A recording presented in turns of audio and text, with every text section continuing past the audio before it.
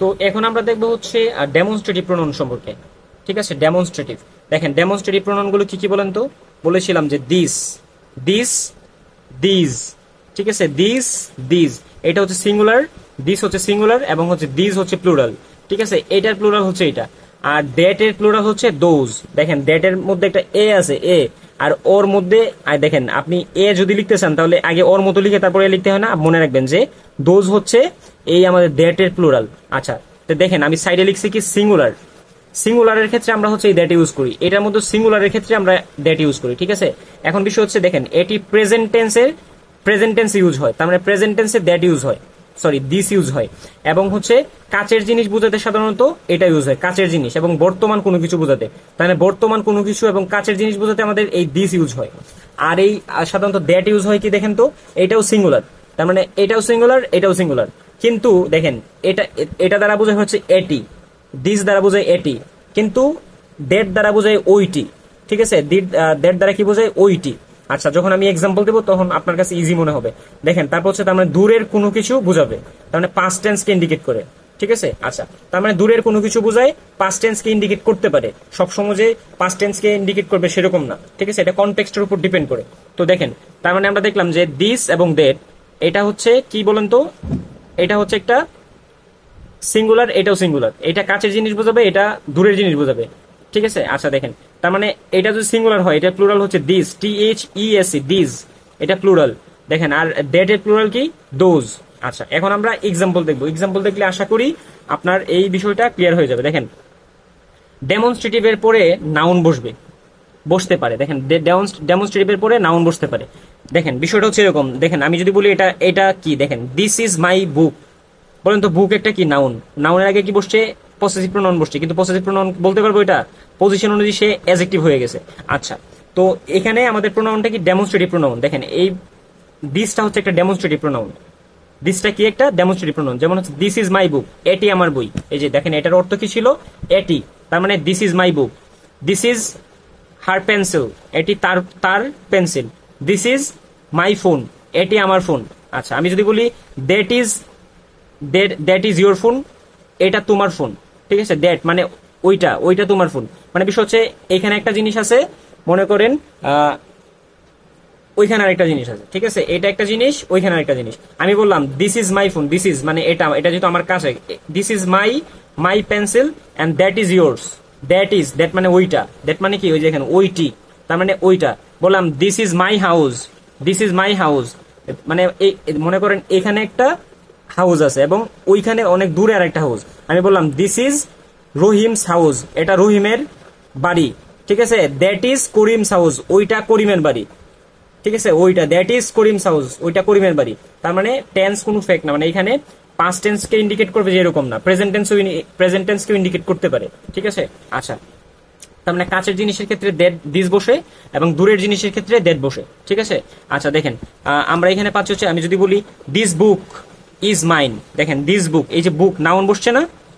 এখন কি আমি এটাকে প্রোনাউন বলতে পারবো? প্রোনাউন না, এগুলো হচ্ছে অ্যাডমিশন পরীক্ষা, মানে বিভিন্ন অ্যাডমিশনে আছে, BCS, ব্যাংক, তারপর হচ্ছে ভার্সিটি অ্যাডমিশন, এই পরীক্ষাগুলোতে আসে। ঠিক আছে, কেউ যদি ক্যাডেট পরীক্ষা দিতে চায়, যদি কোনো ক্লাস ছোট পিচ্ছিরা যদি ক্যাডেট পরীক্ষা দিতে চায় তাহলে সাধারণত এই ধরনের বেসিক গ্রামারগুলো আসে। দেখেন তার মানে বুক যদি নাউন হয়, দেখেন এটা ভার্ব না, কি বলছি, ভার্বের পূর্বে আমাদের কি বসে বলেন তো, ভার্বের পূর্বে কারো অবস্থান। দেখেন এখানে কি ছিল, এটা দিয়ে বুঝি ভার্বের পূর্বে কারো অবস্থান, নাউন বা প্রোনাউন। দেখেন এটা হচ্ছে আমাদের সাবজেক্ট, তো নাউন বা প্রোনাউন কি হয়, সাবজেক্ট হয়। দেখেন তার মানে এই যে এটা যদি ভার্ব হয়, তার মানে এই দিস বুক, এই সবটা হচ্ছে একটা কি বলেন তো, সবটা হচ্ছে একটা ফ্রেজ। কেন ফ্রেজ বলেন তো, কারণ হচ্ছে একগুচ্ছ শব্দ, মানে একগুচ্ছ শব্দ মানে কি, এখানে একটা ওয়ার্ড নাই। দেখেন এখানে একটা ওয়ার্ড ছিল দিস, একটা ওয়ার্ড, বাট এখানে কি শুধু একটা ওয়ার্ড বসছে না, এখানে বসছে দিস বুক, এটা একটা ওয়ার্ড, এটা একটা ওয়ার্ড। তার মানে এটা এখন অ্যাডজেক্টিভের কাজ করবে, কারণ নাউনের সবসময় উল্টাভাবে চিন্তা করতে হবে। যদি position of parts of speech আপনাকে আইডেন্টিফাই করতে বলে, তখন আপনাকে কি করতে হবে, উল্টোভাবে এটাকে উল্টোভাবে কি করতে হবে, মানে ভেঙে ভেঙে আনতে হবে। যেমন হচ্ছে এটা হচ্ছে নাউন, এটা হচ্ছে অ্যাডজেক্টিভ। নাউনকে কে মডিফাই করে, অ্যাডজেক্টিভ মডিফাই করে। দেখেন দিস বুক, এই বই সম্পর্কে তথ্য দিচ্ছে, বইটা কোনটা, এই দিস বুক, এই বইটা। ঠিক আছে, তার মানে এটা হচ্ছে নাউন, এটা হচ্ছে অ্যাডজেক্টিভ। তার মানে এই সবটা হচ্ছে আমাদের কি কি ফ্রেজ বলেন তো, নাউন ফ্রেজ। এই সবটা, তার মানে সবটা নাউনের জায়গায় বসছে, মানে এটা হচ্ছে একটা নাউন ফ্রেজ। আচ্ছা, এখন দেখেন আমরা হচ্ছে এটা প্লুরাল গুলো যে শিখলাম, এটার ব্যবহারটা দেখবো। দেখেন আমরা হচ্ছে কিন্তু সাধারণত মেয়েরা যারা হচ্ছে মেয়ে তারা সাধারণত এরকম পোস্টগুলো দিয়ে দেখবেন missing those days, missing those days, মানে বিষয়টা হচ্ছে মনে করেন অনেকদিন পরে কোনো কোনো বান্ধবীর সাথে দেখা হইলো, ঠিক আছে, তখন ওই যে তারা তারা হচ্ছে তাদের স্কুল লাইফে কি কি করছিল সেগুলা গল্প টল্প করে যখন ছবি টবি তুলে ফেসবুকে আপলোড দেয় তখন লিখে যে মিসিং দোজ ডেজ।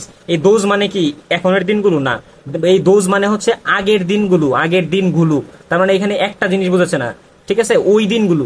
দেখেন ওই দিনগুলো মানে অনেকগুলো দিন বোঝাচ্ছে, এবং হচ্ছে যেহেতু এটা প্লুরাল, এরপরের যে নাউনটা আসবে এই নাউনটাকে প্লুরাল করতে হবে। দেখেন এই নাউনটাকে প্লুরাল করছেন, মিসিং দোজ ডেজ। দেখেন ওই ওই দিনগুলো, ঠিক আছে, ওইগুলো বা ওই দিনগুলো, ঠিক আছে, ওই দেখেন এখানে দিনটা সরি এখানে দিন লেখা আছে, দেখেন ওই দিনগুলো।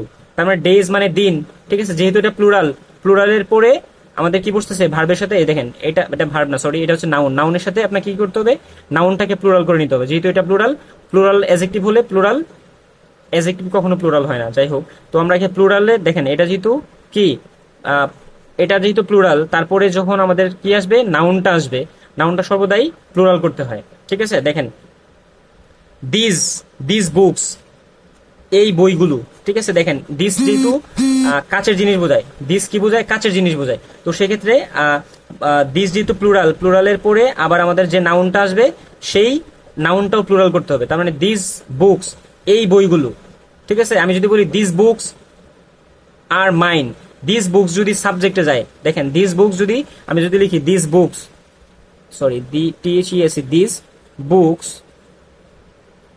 তার মানে বলেন তো ভার্বটা কি হবে, আর হবে না, কারণ এটা তো প্লুরাল, অনেকগুলোকে বোঝাচ্ছে, অনেকগুলো, একটা না।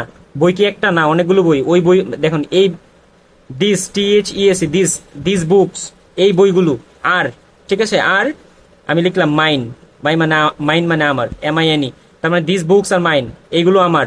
দেখেন আমি যদি লিখি দোজ বুকস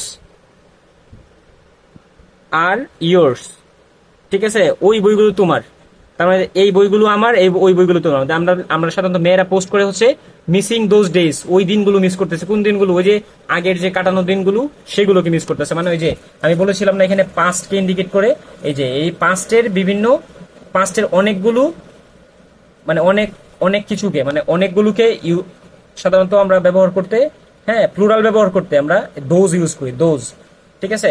এখন দেখেন আশা করি বুঝতে পারছেন, এটা একটু অগোছালো হয়ে গেছে ভিডিওটা, ক্ষমা সুন্দর দৃষ্টিতে দেখবেন।